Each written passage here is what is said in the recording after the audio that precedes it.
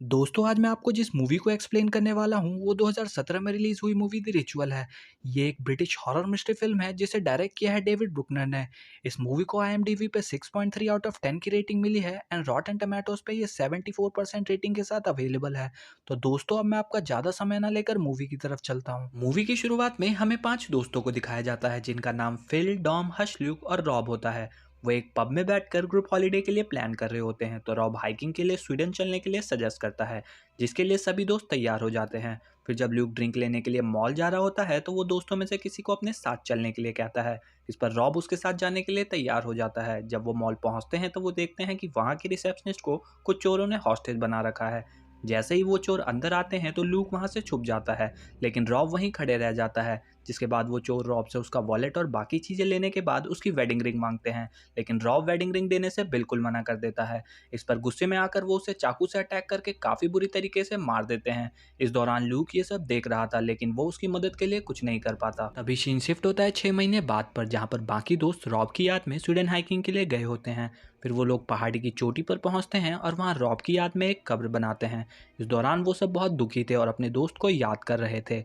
अगले दिन काफ़ी बारिश होने की वजह से वो लोग अपना टेंट हटाकर वहाँ से आगे बढ़ते हैं, जहाँ पर डॉम फिसलकर गिर जाता है और उसके पैरों में काफ़ी चोट लग जाती है। और क्योंकि उन्हें जिस रास्ते पे जाना था वो काफ़ी लंबा था, इसलिए डॉम चोट लगने की वजह से इतना लंबा नहीं चल सकता था। तो वो लोग शॉर्टकट लेने के लिए जंगल के बीच से जाने का डिसाइड करते हैं।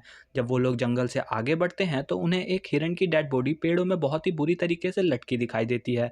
उस हिरन के पेट को फाड़ दिया गया था, जिसमें खून अभी भी नीचे गिर रहा था, जिससे उन्हें ऐसा लग रहा था कि इसे कुछ समय पहले ही मारा गया होगा। अब इस बात से वो लोग काफ़ी डर जाते हैं और आगे बढ़ते हैं। इस दौरान शाम हो जाती है और काफ़ी बारिश भी होने लगती है, जिससे उन्हें रास्ता बिल्कुल समझ नहीं आ रहा था, इसलिए वो लोग कैंप वहीं लगाने का डिसाइड करते हैं। तभी ल्यूक को पेड़ पर अजीब से साइन दिखाई देते हैं, जिसे वो बाकी लोगों को भी दिखाता है। तभी उसकी नज़र वहाँ बने एक छोटे से कैबिन पर पड़ती है, लेकिन जब वो लोग कैबिन के पास जाते हैं तो उसका दरवाज़ा बंद होता है। क्योंकि उनके पास कोई और रास्ता नहीं होता, इसलिए वो कैबिन का दरवाज़ा तोड़कर उसके अंदर चले जाते हैं। जब वो लोग आसपास देखते हैं तो वहाँ विचक्राफ्ट से रिलेटेड काफ़ी सारी चीज़ें मिलती है, जिसे देखकर वो लोग डर जाते हैं और उन्हें लगता है कि यहाँ रहने वाले लोग शैतानों की पूजा करते थे। इसलिए वो लोग अगली सुबह वहाँ से निकलने का प्लान बनाते हैं। उनके पास खाने का सामान और मैप होता है, तो उन्हें लगता है कि वो वहाँ से आसानी से निकल जाएंगे। फिर वो सब सो जाते हैं और रात में जब ल्यूक की नींद खुलती है तो उसे कैबिन के बाहर से काफ़ी उजाला दिखाई देता है। वो अकेले ही चेक करने के लिए बाहर जाने लगता है, लेकिन कैबिन का दरवाज़ा खोलते ही वो उसी मॉल में पहुंच जाता है जहाँ पर रॉब मरा था। तभी अचानक से मॉल वहाँ से गायब हो जाता है और ल्यूक देखता है कि उसके सीने पर किसी ने अटैक कर दिया है। उसके सीने पर एक बड़ा सा निशान बन गया था। उसी दौरान उसे हच की आवाज़ आती है और वो भागकर कैबिन के अंदर जाता है, उसे जगाता है। ल्यूक देखता है कि वो बहुत ज़्यादा डरा हुआ है। जिसके बाद उसकी नज़र डॉम पर पड़ती है तो नींद में वो अपनी वाइफ काइल का नाम बड़बड़ा रहा होता है और बहुत ज़्यादा डरा हुआ होता है। ल्यूक देखता है कि फिल वहाँ से गायब है और उसके कपड़े भी वहीं पड़े हुए हैं।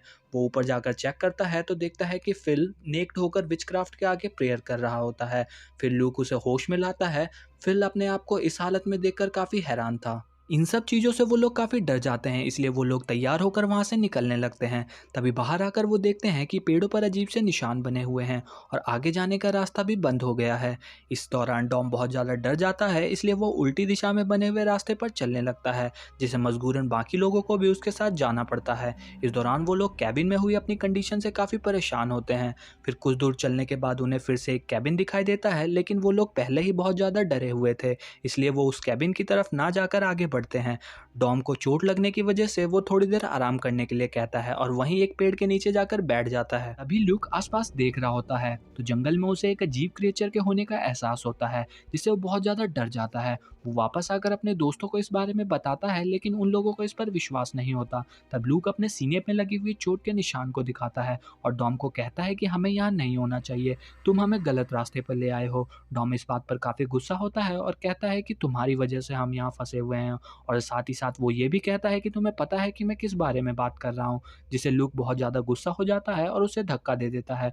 तो डॉम कहता है कि अगर तुम ये चीज़ मॉल में करते तो आज हमारा दोस्त जिंदा होता। फिर वो ल्यूक को कायर बोलता है, ये सुनकर लूक बहुत ज़्यादा चिढ़ जाता है और उसे एक जोरदार पंच मारता है और वहाँ से अकेले ही जाने लगता है। तो हच उसे समझाता है कि उन सबको साथ ही रहना चाहिए। फिर वो सब साथ में आगे बढ़ते हैं तो कुछ दूर चलने के बाद उन्हें कपड़ों का टुकड़ा दिखाई देता है जो कि ज़मीन में दबा हुआ था। जब वो उसे बाहर निकालते हैं तो उन्हें पता लगता है कि वहाँ एक टेंट है जिसके अंदर शूज़ के साथ साथ वॉलेट और क्रेडिट कार्ड भी है। इस बात से उन्हें पता लगता है कि या तो ये आदमी इस टेंट में मरा था या फिर किसी चीज़ को देखकर यहाँ से नंगे पैर ही भाग गया था, क्योंकि कोई भी अपना शूज़ और वॉलेट ऐसे छोड़कर नहीं जाता। अब अंधेरा होने लगता है तो वो लोग कुछ दूर आगे जाकर टेंट लगाते हैं, जिसके बाद हम देखते हैं कि डॉम के पैरों की कंडीशन काफ़ी ख़राब हो चुकी थी। इस बात से वो लोग काफ़ी परेशान थे, जिसके बाद हच ल्यूक से कहता है कि कल सुबह तुम अकेले ही यहाँ से निकल जाओ और हमारे लिए हेल्प लेकर आओ, तब तक हम तुम्हारा यहीं वेट करेंगे। जब रात में ल्यूक टेंट के अंदर होता है तो उसे बाहर किसी का होने का एहसास होता है। जब वो बाहर चेक करता है तो उसे फिर से अपने दोस्त रॉब के मरने का सीन दिखाई देता है। फिर अचानक से वो सीन गायब हो जाता है और उसे बाहर किसी क्रिएचर के होने का एहसास होता है। तभी उसे फिल की आवाज़ सुनाई देती है जो कि काफ़ी रो रहा होता है। जैसे ही लूक उसके पास पहुंचता है तो वो बताता है कि हच को कोई एक बड़ा सा क्रिएचर उठाकर ले गया है जिसकी परछाई बहुत बड़ी थी। उसी समय उन लोगों को हच की चीख सुनाई देती है जिसे सुनकर ल्यूक उसकी तरफ भागता है, लेकिन डॉम उसे समझाता है कि अगर वो अपने कैंप से ज़्यादा दूर जाएंगे तो वो फिर से खो जाएंगे। इसलिए वो लोग फैसला करते हैं कि अभी तो वो अपनी टेंट पर वापस लौटेंगे और सुबह होते ही वो हच को ढूंढेंगे। अगली सुबह जब वो लोग आगे बढ़ते हैं तो उन्हें हच की लाश उसी हिरण की तरह पेड़ पर लटकी दिखाई देती है जिसकी कंडीशन काफ़ी ख़राब थी और उसके पेट को भी फाड़ दिया गया था, जिसे देखकर वो काफ़ी ज़्यादा डर जाते हैं। जिसके बाद वो उसे नीचे उतारते हैं और अपने कैंप में लाते हैं, लेकिन उन्हें हच के पास मैप नहीं मिलता। जिसके बाद फिल कहता है कि हमें इसकी डेड बॉडी को ऐसे नहीं छोड़ना चाहिए और मैं इसके साथ यहीं रुकूंगा। बाकी लोग उसे ऐसा करने से मना करते हैं और हच की डेड बॉडी को लकड़ी से ढककर आगे बढ़ते हैं। इस दौरान उन्हें एक बात का एहसास होता है कि सारी चीज़ें उस कैबिन में जाने के बाद ही शुरू हुई है। फिर कुछ दूर चलने के बाद उन्हें पानी मिलता है। जब वो लोग उस पानी को पी रहे होते हैं तभी उनकी नज़र वहाँ पड़ी एक बाल्टी पर पड़ती है और वहाँ पर कुछ पैरों के निशान थे, जिसे देखकर उन्हें ऐसा लगता है कि आसपास इंसान रहते होंगे। जिसके बाद वो लोग आगे बढ़ते हैं, लेकिन वो लोग बहुत ज़्यादा थक चुके थे इसलिए रुक जाते हैं। लूक जंगल की दूरी चेक करने के लिए पहाड़ी की चोटी की तरफ जाता है, जहाँ वो देखता है कि वो लोग जंगल से बस बाहर निकलने ही वाले हैं। लेकिन जब वो ये बात बताने के लिए अपने दोस्तों के पास पहुँचता है तभी फिल को एक बहुत ही खतरनाक क्रिएचर पकड़ कर ले जाता है। ये देखकर लूक बहुत ज़्यादा डर जाता है और वहाँ से भागने की कोशिश करता है, लेकिन एक पेड़ में टकराकर वो गिर जाता है। तभी उसे फिर से उस मॉल का सीन दिखाई देता है जो कि उसका एक नाइटमेयर था। फिर वो डॉम को आवाज़ लगाता है और उसके पास पहुंचता है, जो कि उसे बताता है कि फिल को कोई क्रिएचर उठाकर ले गया है जो कि बहुत तेज़ था, इसलिए वो उसे देख नहीं पाया। इस दौरान वो दोनों बहुत ही ज़्यादा डरे हुए थे, लेकिन वो दोनों हिम्मत करके वहाँ से भागने का प्लान करते हैं।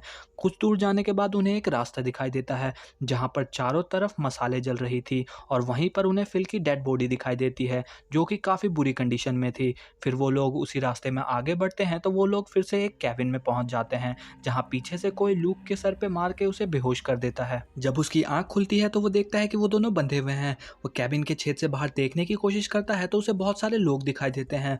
जब वो ये चीज़ डॉम को बताता है तो वो काफ़ी डर जाता है और टेबल पर रखी हुई ग्लास को तोड़कर लूक को अपनी रस्सी काटने के लिए कहता है। लेकिन उससे पहले कि वो कुछ कर पाते वहाँ कुछ आदमियों के साथ एक बूढ़ी औरत आ जाती है जो कि काफ़ी खतरनाक दिख रही थी। वो लूक का निशान चेक करती है और उसके पानी पिलाती है। इस दौरान वो अपने निशान को उसे दिखाती है, जिसके बाद वो डॉम के पास जाती है और उसे बिना पानी पिलाए वहाँ से जाने लगती है। जिसके बाद लूक डॉम को पानी पिलाने के लिए उसे कहता है, लेकिन वो उसे इग्नोर करके बाहर आ जाती है और अपने आदमियों से डॉम को ऊपर लाने के लिए कहती है। इसके बाद वो लोग डॉम को कैबिन के ऊपर वाले हिस्से में ले जाते हैं। इस दौरान लूक को लगातार डॉम की चीख सुनाई दे रही थी। तभी उसके पास कबीले की एक लड़की आती है और वो उसे बताती है कि वो लोग तुम्हारे दोस्त की बलि देने के लिए तैयारी कर रहे हैं। जब वो लोग उसे वापस लेकर आते हैं तो उसकी कंडीशन काफ़ी ख़राब होती है। वो लूक को कहता है कि ये लोग मुझे मार देंगे, इसलिए तुम मुझसे वादा करो कि यहाँ से जाने से पहले तुम इस जगह को जला दोगे और मेरी वाइफ को बताओगे कि मैंने वापस आने की काफ़ी कोशिश की, लेकिन मैं ऐसा कर नहीं सका। फिर अगले दिन कबीले के लोग डॉम को एक पोल में बांध देते हैं और उस क्रिएचर के आने का इंतज़ार करते हैं। हालांकि इस दौरान लूक अपनी रस्सी खोलने की कोशिश कर रहा होता है, लेकिन उससे पहले ही वो क्रिएचर वहाँ आ जाता है, जिसके सामने कबीले के सभी लोग झुक जाते हैं हैं। इधर ल्यूक भी अपने हाथों की रस्सी खोल लेता है। तभी हम डॉम को देखते हैं जिसे अपनी वाइफ काइल दिखाई दे रही थी, लेकिन ये सिर्फ उसका एक भ्रम था, क्योंकि वो उसकी वाइफ नहीं बल्कि वो क्रिएचर था जो उसे उठाकर ले जाता है और सभी लोगों की तरह पेड़ पे टांग देता है, और इससे उसकी बुरी तरह मौत हो जाती है। फिर हम ल्यूक को देखते हैं जिसके पास कबीले की वही लड़की खाना लेकर आती है। तो ल्यूक उससे पूछता है कि क्या तुम डॉम को पेड़ से नीचे उतारोगे, तो वो बताती है कि हम डेड बॉडीज को नहीं छूते।